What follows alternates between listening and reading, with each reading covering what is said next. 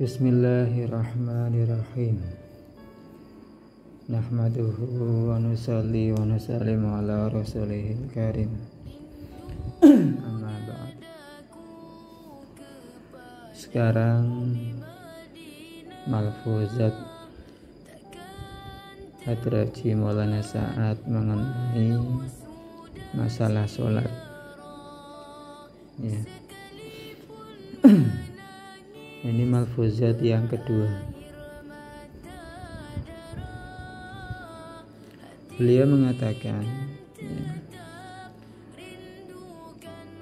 sahabah radhiyallahu anhu ke zamanim. Sahabah radhiyallahu anhu ke zamanim. Faraiz ke Jurniko kufur samja jatata or nawafil jurne waliko aibdar samja jatata. Ya. Ulangi. Sahabah radhiyallahu anhu ke zaman ini faraiz ke jurneko kufur samja jatata or nawafil jurne waliko aibdar samja jatata. Artinya adalah pada zaman sahabat radhiyallahu anhu meninggalkan perkara yang fardu, meninggalkan sholat, ya, meninggalkan puasa, itu dipahami sebagai kekufuran. Jadi kalau zaman sahabat orang yang enggak sholat itu sudah dianggap kafir, ya, dianggap kufur. Itu zaman sahabat. Sehingga dulu orang-orang munafik, ya, walaupun mereka ini sebetulnya orang kafir, mereka terpaksa ikut sholat, ya, terpaksa ikut sholat. Supaya apa? Ya supaya terlihat, supaya tampak bahwa mereka mengerjakan sholat fardu. Orang-orang munafik di zaman sahabat, mereka ikut sholat fardu dengan berjamaah, gitu, ya. Supaya apa? Supaya tampak, supaya terlihat mereka sebagai orang Islam. Dikarenakan kalau mereka nggak ikut sholat berjamaah, berarti dipastikan dianggap sebagai kekafiran. Orang kafir berarti itu, orang kafir berarti, ya. Makanya orang munafik itu kalau siang, sholat siang hari, duhur maghrib, duhur asar, ya, sama maghrib kan masih agak terlihat itu, mereka ikut sholat berjamaah fardu, berjamaah sholat fardu dengan berjamaah. Supaya apa? Supaya terlihat, supaya tampak oleh para sahabat mereka sebagai orang Islam karena mengerjakan sholat fardu. Tapi kalau sudah malam, sudah sholat isya sama subuh, mereka itu nggak akan sholat itu karena petang nggak terlihat. makanya mereka nggak akan sholat berjamaah di masjid. Iya. Jadi meninggalkan perkara yang fardu di zaman sahabat dulu itu sudah dianggap sebagai sebuah kekufuran, kafir. Kalau sekarang kan menurut mazhab kita kan ditafsil, diperinci. Kalau meninggalkan sholat itu karena malas, ya, belum ada semangat, masih males-malesan. Tapi selama masih mengakui bahwa sholat itu adalah fardu, maka dia tidak dianggap kafir, ya. Dianggap berdosa, ya, karena meninggalkan sholat, karena nggak sholat. Tetapi kalau dia itu meninggalkan sholat, nggak sholat karena mengingkari kewajiban sholat, dia nganggap sholat itu bukan wajib, nah, sudah kafir berarti, ya. Itu menurut mazhab kita, mazhab Syafi'i, ya. Ditafsil, diperinci, nggak sholatnya itu karena apa, ya. Apakah karena malas, apakah karena memang belum mau, ya, ataukah memang masih susah untuk sholat karena sibuk kerja mungkin, tetapi masih meyakini sholat itu wajib, maka dia tidak dianggap kafir. Tapi kalau mengingkari sholat, mengingkari kewajiban sholat, menganggap bahwasanya sholat itu enggak wajib, berarti itu kafir, ya, sudah kafir, sudah murtad. Terus nawafil curni waliku, dan orang, ya, orang yang meninggalkan perkara-perkara sunnah, Aibdar samja jatata, maka itu dianggap sebagai suatu aib, ya. Pada zaman sahabat kok tidak mengamalkan sunnah, itu dianggap sebagai suatu aib, ya, seperti itu. Meninggalkan perkara sunnah, orang, ya, orang yang meninggalkan sunnah, perkara sunnah di zaman sahabat, Nabi mengerjakan, ya, Nabi mengerjakan, tapi nggak diikuti, ya, nggak diikuti, nggak dicontoh, itu dianggap sebagai suatu aib. Orang Nabi saja mengerjakan, nyontoni kok nggak ikut, itu apa? Nggak aib. Nah, ya. Sama seperti hari ini, kalau pemimpin kita hari ini, presiden kita, ya, gubernur kita, bupati kita, kepala desa kita nyontoni, ya, nyontoni suatu pekerjaan kok kita nggak ikut, ya kan dicela sama teman-teman. Kamu ini gimana?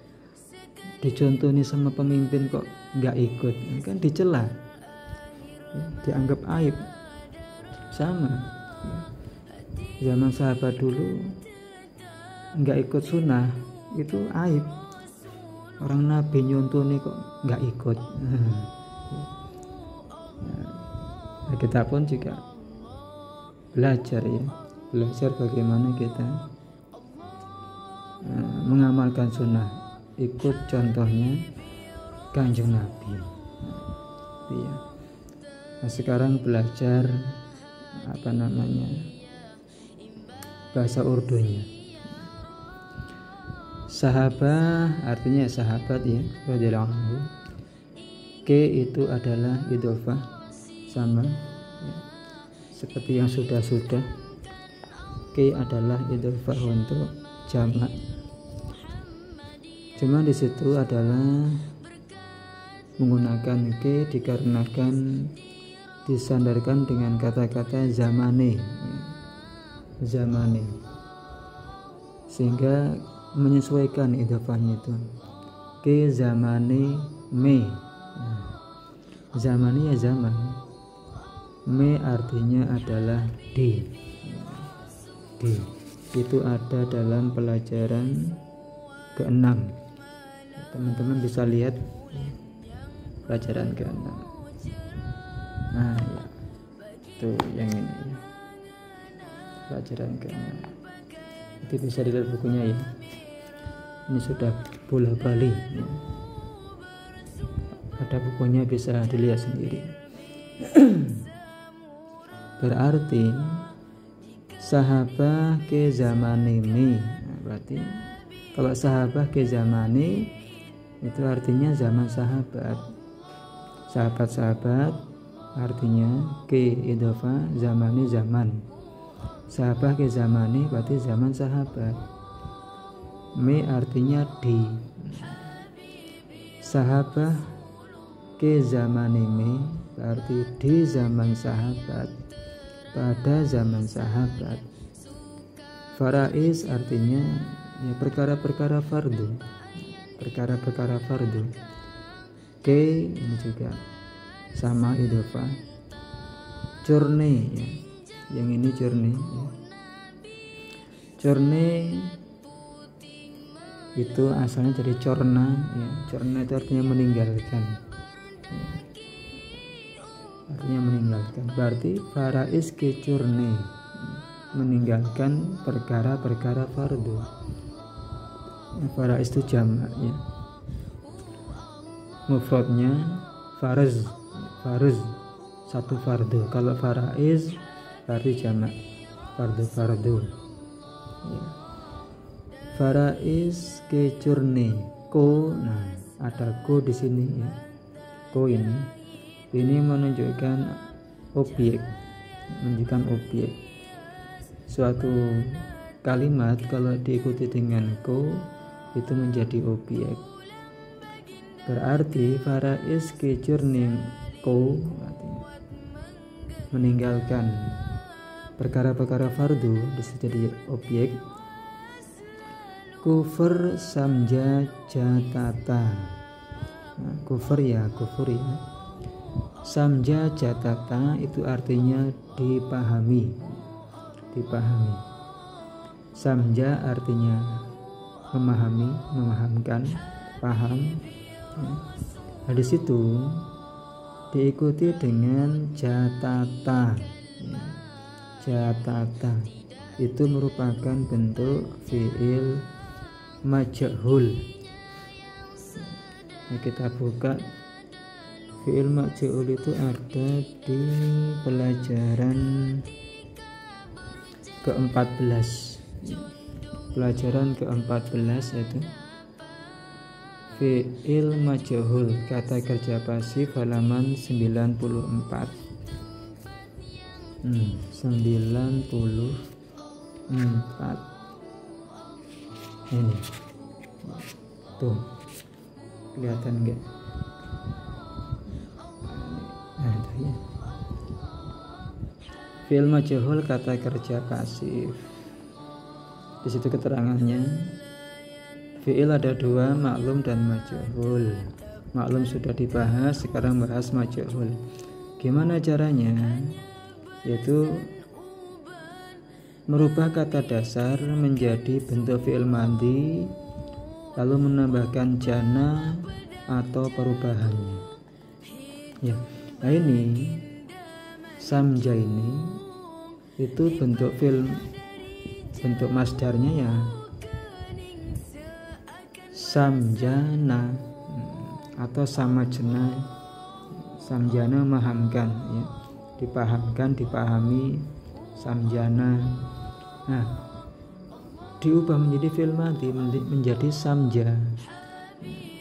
Nah, kemudian ditambahkan jana atau perubahannya, tergantung fi'il majhul tadi apakah hal, fi'il tadi apakah fi'il hal ataukah mustaqbal ataukah madhi ba'id, lampau jauh ya. Nah, di sini karena ini menceritakan zaman sahabat, ya, maka itu kan bentuk lampau yang sangat jauh, 1400 tahun yang lalu. Maka di sini menggunakan fi'il madi ba'id, itu menggunakan ta. Ta ini menunjukkan apa? Menunjukkan fi'il madi ba'id, kata kerja lampau yang jauh. Itu ada di halaman